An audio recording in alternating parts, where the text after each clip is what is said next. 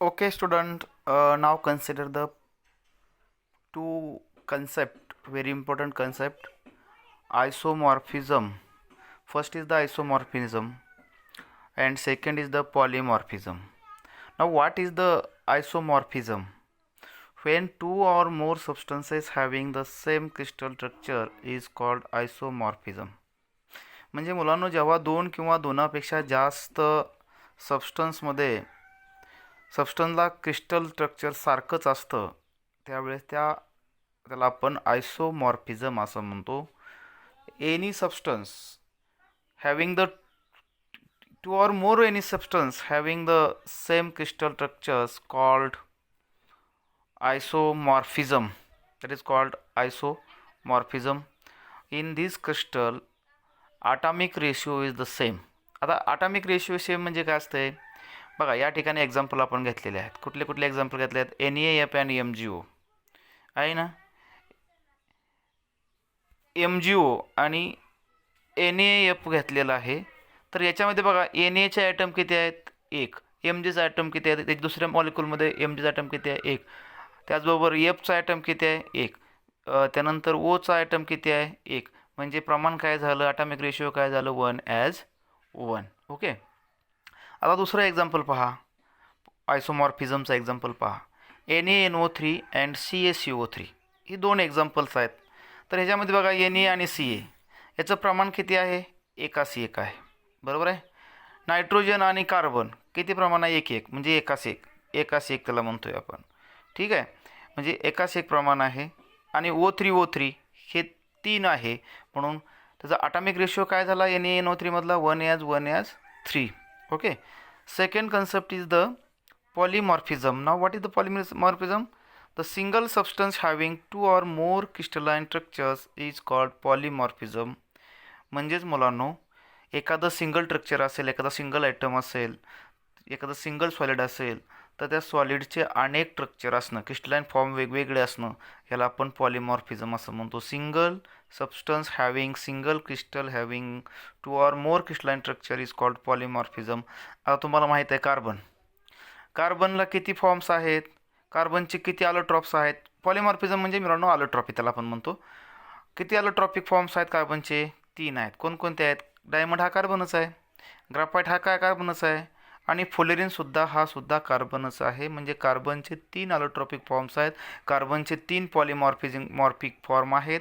ते कोणकोणते आहेत? तर डायमंड, ग्राफाईट आणि फ्लोरीन आहे. दुसरा एक्झाम्पल बघा, calcium carbonate has 2 forms, calcite and aragonite. these are the two allotropic forms of the calcium carbonate. म्हणजेच काय? हे पॉलिमॉर्फिझम आहेत. कॅल्साइट आणि आरेगोनाइट हे जे आहेत, हे दोन्ही मॉर्फिझमचे एक्झाम्पल्स आहेत. सिलिका जर घेतला, silica has the several forms, silica have the several crystalline structures. For example alpha quartz, beta quartz, cristobalite. ही जी क्रिस्टलोबेलाइट आहे, अल्फा क्वार्टर्स आहे, बीटा क्वार्टर्स आहे, ही सिलिकाचे सेव्हरल फॉर्म्सपैकी 3 अलोट्रॉपिक फॉर्म्स आहेत, 3 पॉलिमॉर्फिझम फॉर्म्स आहेत. ओके. हे झाले 2 फिनॉमिना आपण बघितल्या. कुठल्या? आयसोमॉर्फिझम म्हणजे काय?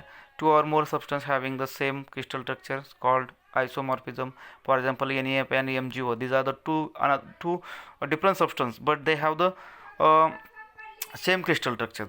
So these are the isomorphs of each other. NaNO3 and CaCO3, these are the two different substances, but they have the same crystal forms, same crystal structures. So they are the isomorphism. त्यानंतर आपण बघितलं polymorphism. म्हणजे त्याला ॲलोट्रॉपिक form सुद्धा म्हटलं जातं. The single substance having the more than 2 or more crystalline structures called polymorphism. Example, carbon has the 3 polymorphic forms, that the 3 forms have the diamond, graphite and fluorine. Calcium carbonate has 2 allotropic forms, calcite and aragonite. Silica has the several polymorphic forms. Out of several, here are 3: alpha quarters, beta quarters and क्रिस्टोबॅलाइट. हे त्याचे forms आहेत. त्यानंतर आपण next point पाहणार आहोत, ते म्हणजे classification of the crystalline solids. आता बघा मुलांनो, क्रिस्टलाइन सॉलिडचं क्लासिफिकेशन कसं केलं जातं? तर there are 4 types of the crystalline structures. There are four types of the crystalline solids. First is the ionic crystals, second is the covalent network crystals, third is the molecular crystals, and fourth is the metallic crystals.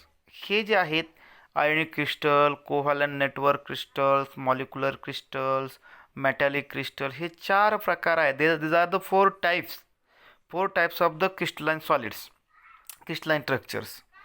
First is the ionic crystals. आता आपण one by one पाहूया.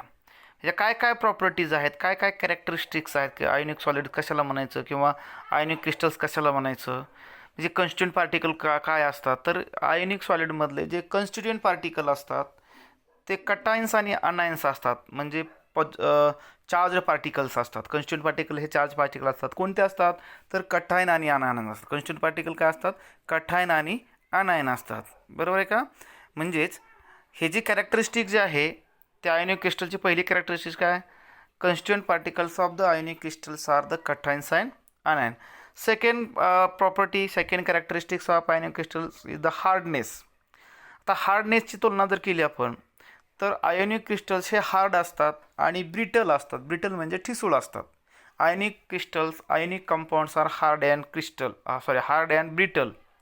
Hard असतात आणि brittle असतात. Hard का असतात तर त्याच्यामध्ये जो पार्टिकलमध्ये जो फोर्स असतो, म्हणजे मॉलिक्युलर फोर्स असतो, इलेक्ट्रोस्टॅटिक फोर्स ऑफ अट्रॅक्शन जो फोर्स असतो स्ट्रॉंग असतो, म्हणून ते हार्ड असतात.